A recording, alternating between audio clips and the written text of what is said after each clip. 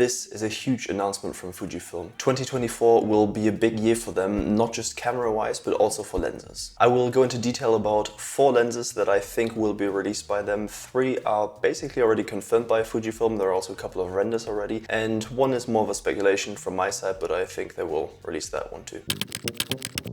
Fujifilm has always been known for their high quality, crisp, clean kit lenses, and turns out that in 2024 there will be a new one. The now more than a decade old 18 to 55mm kit lens will be replaced by a new version that will bring game-changing features. This new kit lens will have a focal length of 16 to 50mm and will have a variable aperture from f2.8 to f4.8. There are many positives with this new lens, but unfortunately also a couple of negatives. Firstly, this lens will finally have weather sealing, and that's a long way to change because all of the top of the line cameras from Fujifilm, the XT, XH and X Pro line, have weather sealing for quite some time now. Another change that is actually part of this weather sealing is a welcome addition to all photographers, especially street photographers. That is, when zooming this lens, the lens does not protrude. This means the lens will actually stay in its small form factor and is therefore a great benefit to this stealthy kind of street photography where you don't want too much attention on yourself to be able to capture the moment unfiltered. A lot of people love the 18 to 55mm focal length range, but we're always longing for a bit more on the wider side of this lens. Therefore, Fujifilm listened to all of us and introduced 2 more millimeters on the wide angle side of things, which is actually way more than it sounds. Just to show you the difference between an 18mm shot and a 16mm shot, which is actually quite the difference, especially when you compare to the 5mm that are lost on the telephoto side of things, when you compare a 55mm shot against a 50mm shot. So losing these 5mm on the telephoto side is still a noticeable difference, but I would argue adding these 2mm on the wide angle side far outweighs the loss of 5mm on the telephoto side, especially because a lot of the new cameras actually have 40 megapixels, with which you can obviously just crop a lot. We will likely see a jump in image quality as well, as with the release in 2024, the 18 to 55mm lens is about 12 years old, and there are surely some things that Fujifilm has improved in that time. Though I would obviously not expect a quality jump to the likes of the 16 to 55mm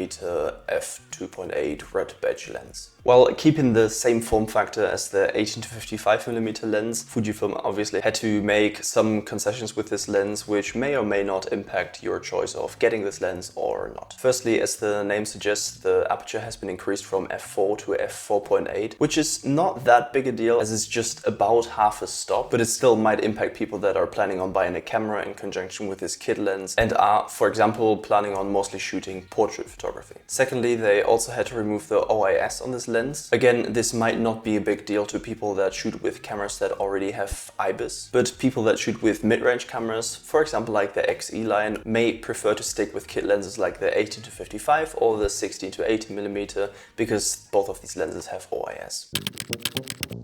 The GFX system always had a big drawback to itself. That was the telephoto side of things. While on the telephoto side of things you do have the 100 to 200mm lens as well as a 250mm prime lens, though with the crop factor of 0.79, this equals to a maximum full frame focal length of 200mm without a teleconverter and about 275mm with the 1.4 teleconverter. But Fujifilm does have a solution for that now, as they will bring out a 500mm f5.6 prime lens, and that is obviously a welcome addition to the GF lens lineup. It might finally be possible to shoot things like motorsport, sport in general, or wildlife with the GFX system in a proper fashion, though I still don't think that these kinds of photography will be the main priority of GFX shooters. But as Fujifilm seems to be expanding the GF lens lineup, maybe there is more to come in the future. I could imagine trying themselves on a far-reaching zoom lens like they did on the 150 to 600mm lens on the X system camera side of things. A lens like this would surely have a very high aperture though, and would not be as far-reaching as the 150 to 600mm lens, as the lens would just be way too large. After all, we're still talking about a medium format lens.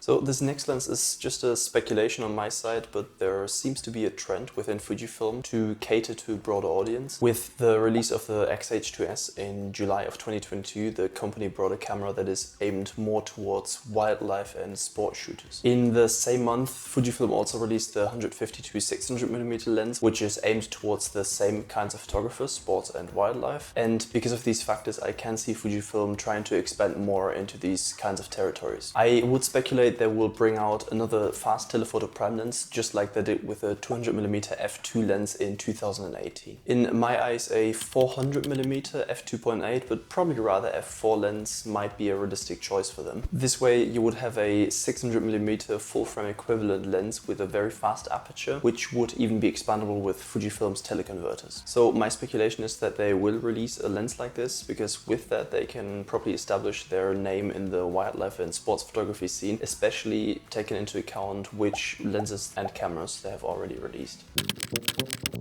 Now, the next lens is something very interesting for video shooters that use the GFX system, but as for now, the lens will not be released in 2024, but in 2025. Though Fujifilm has already included this lens in its GF lens roadmap, and it's gonna be a power zoom lens. And for all of you that don't know, power zoom means that you can change your focal length with a click of a button, and that's just better for a video when you're doing transitions with your focal length. Looking at the GF lens roadmap and where other zoom lenses start and end, we can only speculate what focal length range this new power zoom lens will have. Comparing it directly to other zoom lenses, there seems to be a pattern where these lenses start. Judging by that theory, I assume this lens will start somewhere between 24 and 30mm, and as the lens seems rather large on that roadmap, I would imagine it will have a focal length up to maybe 60 or 70mm. So it seems like Fujifilm is working very hard on expanding both their X system and GF system lens lineup to offer something to all kinds, videographers